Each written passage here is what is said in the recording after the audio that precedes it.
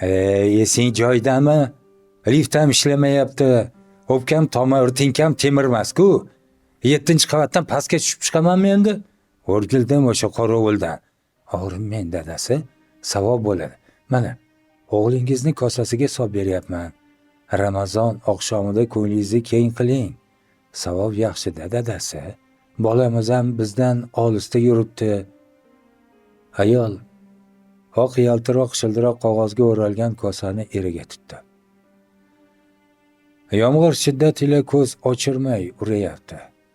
Ko'p qavatli uydan ancha naridagi yarmigacha ko'tarilgan beton devor bino nam havo pardasi ichra qorayib ko'rinadi. Qurilish maydoniga kiraverishda qo'qqaygan tor, pasqam, oyna devor qorovulxonaga yetguncha erkakning ust boshi shalabbo bo'ldi. Og'zocharga ovqat olib keldim, qorovulga yer qarash qildi u. Allohim rozi bo'lsin sizlardan. Biringiz ming bo'lib qaytsin.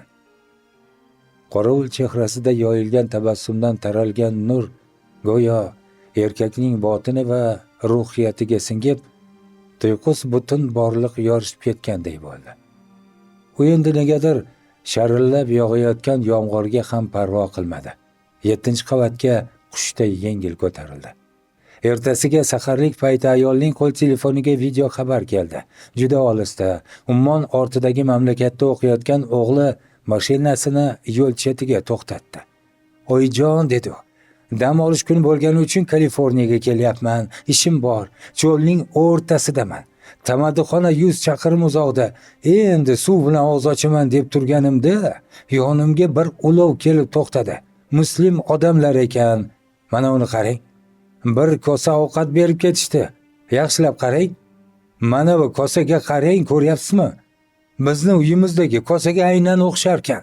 Sizdami, menga bolaligimda ovqat solib berardingiz-ku. Qarang-da, o'xshaydimi? Xuddi o'sha kosa-ya, onajon." O'g'lonning sog'inch hissi o'rtagan ovoziga titroq ko'chgandi. Ayol xol-behol o'rnidan turdi.